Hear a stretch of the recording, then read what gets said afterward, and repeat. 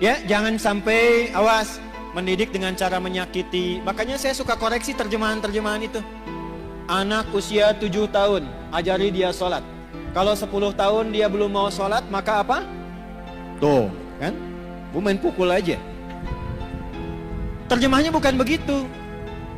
Idrib itu artinya memberikan contoh sampai mengerti. Dari kata doroba, doroba itu artinya memberi contoh.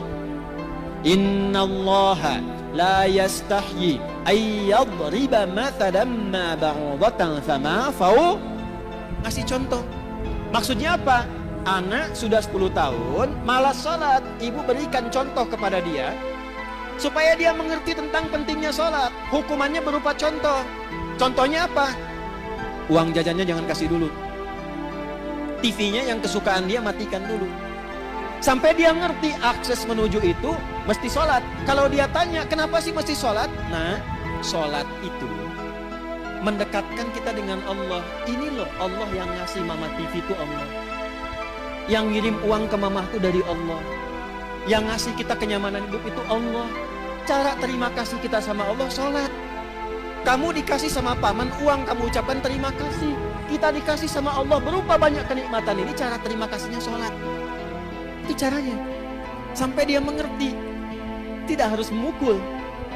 Kalau di Arab budayanya memang begitu, tapi bukan menyakiti. Kadang tepak begini gitu. Itu contohnya. Paham?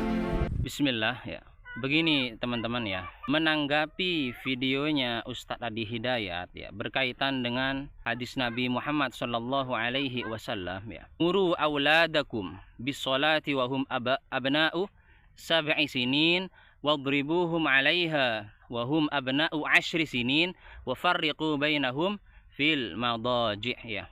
Perintahkanlah anak-anak kalian untuk menunaikan sholat, menegakkan sholat. Sudah berumur 7 sinin, 7 tahun. Dan pukullah mereka, ini makna yang betul ya. Dan pukullah mereka dengan pukulan yang mendidik ketika mereka meninggalkan sholat. Dan mereka sudah berumur 10 sinin, 10 tahun ya. Wadribuhum 'alaiha wa hum abna'u 10 sinin. Pukullah mereka ketika mereka enggan mendirikan sholat, sedangkan umur mereka sudah 10 tahun. Ini kata Ustadz Adi Hidayat dari sisi bahasa ya, beliau ya mengatakan ad-darab ini bukan berarti memukul saja, akan tapi contohkan gitu kan. Contohkan kata Ustadz Adi Hidayat. Dan beliau mengomentari hadis ini dari sisi bahasa. Padahal wadribuhum 'alaiha wa hum abna'u 10 sinin ini adalah pukulan mendidik yang maknanya itu dari sisi syar'i, dari sisi syariat. Maka kaidah yang muncul adalah al-haqiqatus syar'iyyatu muqaddamatun 'ala al-haqiqatil lughawiyyati 'inda ta'arud. Hakikat yang bersifat syar'i itu didahulukan dan diutamakan daripada hakikat bersifat lughawi, ya kan? 'Inda ta'arud, ketika keduanya kontra. Jadi makna yang sahih pada hadis wadribuhum 'alaiha wa hum abna'u 10 sinin ini maknanya memukul dengan pukulan mendidik kepada anak, ya kan, yang enggan melaksanakan atau mendirikan sholat, yang mana itu sudah kewajiban baginya.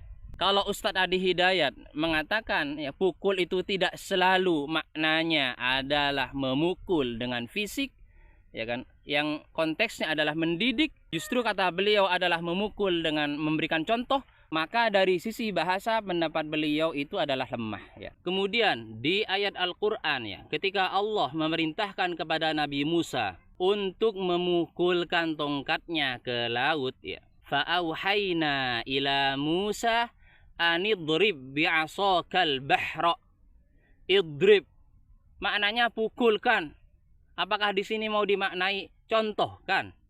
Nah, gitu kan? Adapun makna pemberian contoh, ya kan, dengan kata darabah itu biasanya muqayyad dengan kalimat misal. Maka setiap ayat dalam Al-Qur'an, ya kan, yang ada kalimat daraballahu mathalan, ini menunjukkan bahwasanya di situ adanya qiyas, ya kan, Makanya sumber utama hukum itu 4.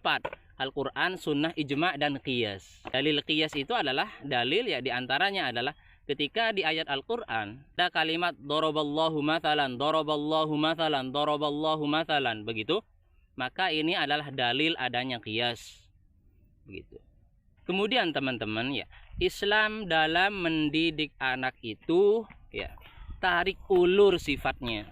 Ajaran Islam kepada kita dalam mendidik anak itu tarik ulur sifatnya. Kadang kita tegesin, kadang kita sayangin. Kalau kita sayangin berlebihan, maka takutnya jadi penjahat dan ngelonjak. Kalau kita tegesin terus-terusan, ini berbahaya juga. Maka yang paling betul adalah tarik ulur. Wallahu a'lam. Next video selanjutnya insya Allah.